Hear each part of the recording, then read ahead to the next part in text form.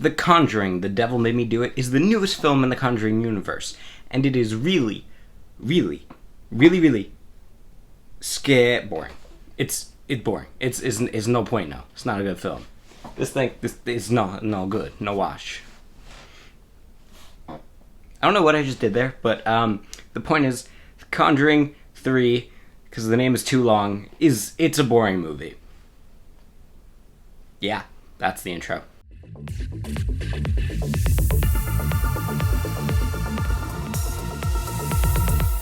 Hello everybody, it's me Scoop, and welcome to my review of The Conjuring, The Devil Made Me Do It. Yes, that name is kind of cool the first 2-3 times you say it. After that it gets very annoying, and I've been talking about this movie all day because I watched it last night and then finished it this morning, more on that later.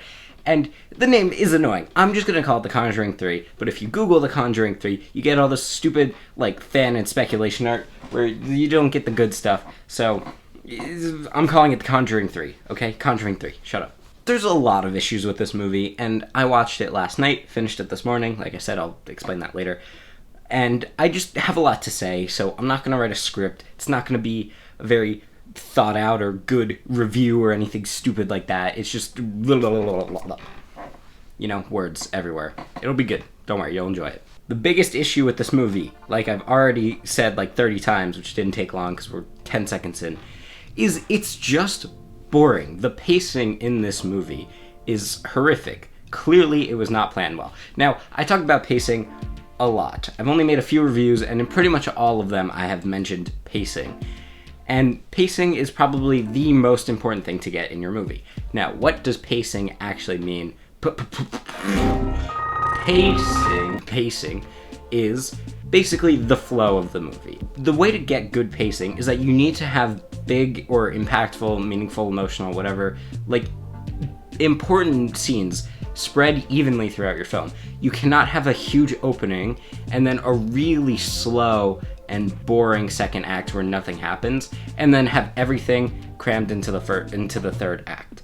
Because then the pacing is going to be off, and your movie is going to feel really long and really boring. Because it's going to feel like you had this big, bombastic, exciting opening, nothing happened, and then the whole movie takes place in the last third, which is obviously not what you want. And is kind of what this movie does, actually. So yeah, clearly nobody before they wrote this script took the time to sit down and said, these are the biggest moments of the film, we need to space them properly. Because they didn't. The structure of this movie is worse than the structure of this unplanned review. So let me just break down the plot as best I can remember and kind of quickly to give you a sense of why the pacing is so off and this movie is so boring. Basically, the film opens with a really well done exorcism, possession, whatever you want to call it, type of scene, and it's pretty scary, it's exciting, visuals are cool, camera work is good, acting's good, everything's good with this scene. And it goes on for maybe a little less than 10 minutes. And it's exciting, there's a good scare too, it's got it passes the vibe check, okay? Opening scene, pass the vibe check. Then, after that, the movie's going a little slow, and the main, I guess technically main character, but not really, I'm gonna consider him the main character, Artie, the stabby murdery guy on trial, you see that he got possessed after the opening of the film. Because basically what happened was, this little kid's getting possessed, and he's like, wow, you stupid demon, you're such a little coward, why don't you possess me like a real man? And then he gets possessed. And this is such a big issue, because the film is marketed as this like a court movie with ghosts, basically, which is why I was kind of excited to watch it, even though I basically haven't seen any of the other Conjuring movies. I was told that was fine, and it was, but I was excited because this seemed like a different horror movie. It didn't seem like a exorcism, it seemed like a court movie featuring ghosts. That sounds cool to me, I don't know. But that's not what happens. They reveal in the opening scene that he is very obviously possessed, so that's not the point of the film. There's literally one court scene outside of the last maybe 30 seconds of the movie where he's in court and he gets, sentenced to 5 years in prison like the real guy. So not only does basically the biggest scene of the entire movie happen right at the start, it ruins the whole crux of the film, whatever you want to call it. The whole point of the film is, was it the devil or was it not? And it was. You find that out right away. So the rest of the movie, you're just either waiting for him to stab the guy, and when it happens, that's a good scene too, I will say. That's the end of the first act, probably, somewhere around there. So the first act, it's pretty good. a little slow towards in like the middle of the first act. It has a big opening, big ending. Then we get to the second act, and the second act is really boring. The film structure is jumping all over the place. You have it start to set up as if it's going to be this court movie, like can they prove ghosts are real in a court of law? And they can't. I mean, obviously, because it's a true story, so obviously if they did, everyone would have known the outcome. But they have this one court scene, and then they put him in like a holding facility, I guess. I mean, prison, maybe. I don't even know. I don't think they specify really. And then they're trying to prove it to the court, but there's no court scenes. It's the Warrens doing investigations. So what they do is they go back to the house where all the possessions take place. They sit down with Artie's girlfriend, and they're like, okay, get the tapes out. We're going back to the beginning. We're going to figure out how the kid got possessed in the first place. Hey, it's Hannah.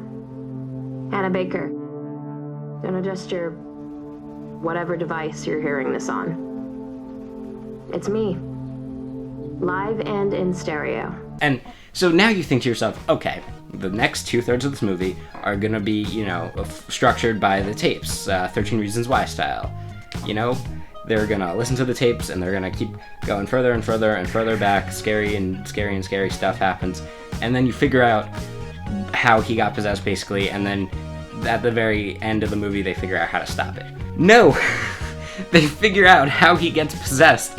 The first tape they listen to, the girlfriend is just like, yeah, I don't know, man. I mean, we moved in, and then immediately the little brother goes upstairs, and the waterbed attacks him, and we didn't believe him, but I guess that's what happened. So then, they go into the room with that, the waterbed scene from the trailers. They look under this rug that they put there, and the girlfriend's like, oh yeah, the wood was water damaged when the waterbed broke. And they look, and it's like black and moldy and like cracked and all this stuff. And like you look at that, and who would think that was water damage? Like, okay, maybe you don't assume it's a demon, that's fair, but you're really gonna think that happened just because a bunch of water leaked onto your wood?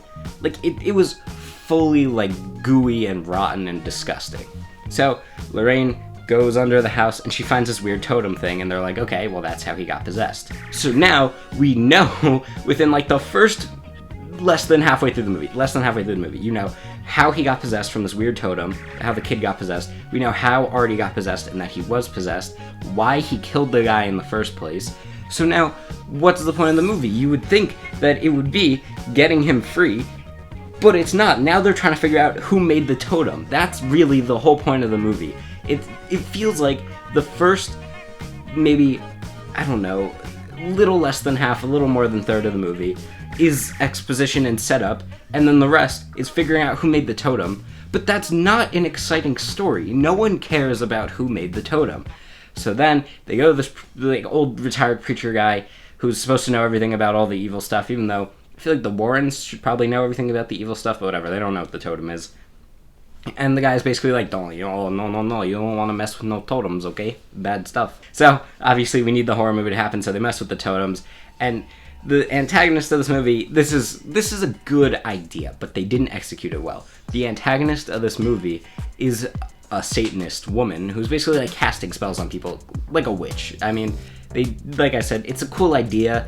In practice, it really just amounts to kind of very vague and not well defined, that's what vague means, rules about when she can see what other people are doing and when she can't, and how she can send monsters to go attack people, and when she can mind control Artie to try to kill himself.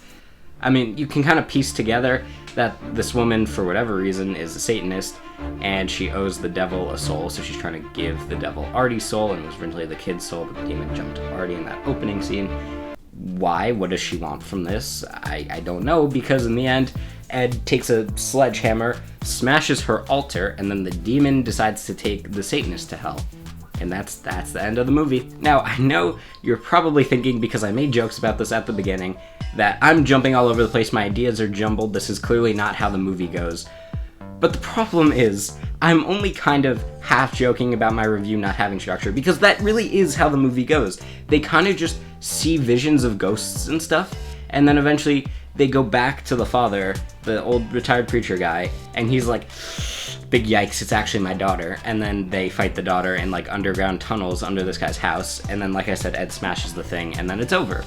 There's like a 30-second like slow-mo court scene, and text comes up on screen that was like, yeah, Artie goes to prison for 5 years, then he gets out, he's happily married. The end. So yeah, structure of this movie, really bad. So the reason I finished the movie this morning was not because I was bored, because I actually fell asleep. I'm sorry.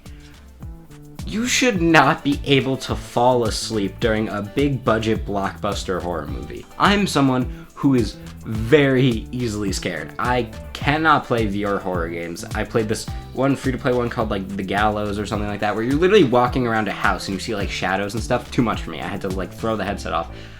I fell asleep during a horror movie. It's just not scary. The opening scene, it's a little scary. Like I said, passes the vibe check scary. And, you know, there's some cool stuff, like when the kid's getting dragged towards his exorcism, you see, like, demon marks on the wall and stuff like that he's making with, you know, psychic powers or whatever. The rest of the movie's not that scary. They kind of steal this one thing from It, where, you know, Artie is, like, sticking his eye into this hole in the wall. It's, like, this rotting hole, and you're like, oh, obviously, like, a rat that he saw go in there is going to jump out and attack him. And it turns out there's like the demon Satan lady like jumps up behind him and attacks him.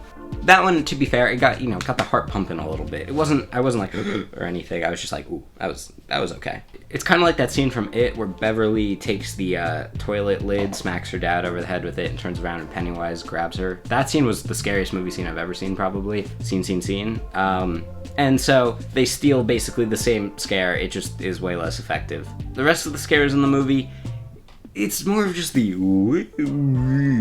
type of scare. Like, it's not really scary. It's more just like, oh, that was kind of creepy.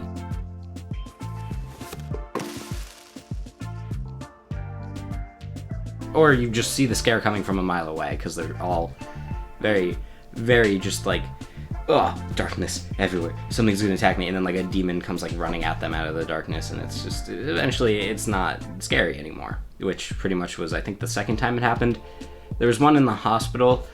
I'm calling it a hospital. It was the place that Artie was being detained. It was kind of like a cross between a prison and a hospital, whatever, prison doctor's office or something. I don't know. Where he's seeing all these visions, and some old, not the Satan lady, some like kind of twisted version of her kind of grabs his head and like laughs in his ear. You know, I mean, it was kind of scary. Not really. I don't know. If you're looking for a scary movie, this ain't it, Chief. I really just think that this movie's marketing and its structure are just the two biggest weaknesses that it has. You think you're going to be spending a lot of time in the courtroom and doing all this investigative work, and that's just not what happens. Like, you have that big opening scene, so you know immediately he's possessed, and like there's not even left up to a mystery, like in the slightest. Which actually would have been a really cool twist if they're investigating all this demon stuff, and then it turns out Artie was actually just like evil. Like, he wasn't possessed, he was just a terrible person that murdered this guy, and then tried to use this as like an excuse. That would have been a really cool twist, but since it has to be based on a true story, they couldn't do that. And so, once he does get possessed and you know he's possessed, you're like, okay, so maybe it'll be proving to the court that he's possessed because we already know that he is. First scene, figure it out. Okay, now it's about figuring out who made the totem. Except who made the totem isn't interesting. Those two other things would have been so much more entertaining. And the totem, it's just this weird bone thing. And like, it's just, no one cares. I'm sorry. It's just, no one cares about that one little piece of demon stuff when, I mean, the Conjuring movie was all about all those other haunted artifacts in the Warren's house tagging people. Like, no one cares, okay? This one totem is not that interesting. And the movie, it tries to have this theme about, like, you know, love and romance conquers all with, you know, Artie and his girlfriend and Ed and Lorraine's relationship. And it just doesn't present that whatsoever. The movie ends with Ed saving Lorraine and then smashing the Satan table thing that the woman was using. And at the exact same time he does that, Artie is gonna mind control slice his own throat, and his girlfriend is like holding onto his arm while Artie is floating in the air with this big piece of glass, and she's like, no, Artie, I love you, don't do it, no. And he doesn't do it because they smash the table in the nick of time. as movies do. And then the movie ends with, like, Ed and Lorraine going to this gazebo that they mentioned is where they met earlier in the movie, and it's supposed to be like, ah, yes, love can conquer demons. No, basically out of nowhere. It's just kind of a random thread they throw in at the end there. It's not necessary. This movie's not good. It's just boring, and it's weird. It's not scary. The performances are actually pretty good if we're being real, especially the kid actor. He has basically like one scene he has to act in, and he did a good job, not gonna lie. Ed and Lorraine, pretty convincing. The retired preacher, I don't know what his accent was or why it always looked like he had like the Joker smile. That guy was a bad actor. That was a bad performance. That was whack. I don't know what happened there. The rest were good, so that's always nice. Cinematography, actually very good. Really well shot, well edited movie. I'll give them credit for that. It was a little dark at times though, so some things could be a little hard to see. I don't know if that's just because my TV was very, there was a lot of glare when I was watching it. That his mileage may vary on how dark the picture is. It's not Slender Man or anything like that. It's a little dark. So yeah, overall, I don't know, man. I would give this movie like maybe 5 out of 10. If I'm bored one day, I'll probably watch it again. I'll probably find more stuff to make fun of it then, or maybe watch it with some friends and make fun of it. Probably never gonna just sit down and watch this like for fun on its own ever again.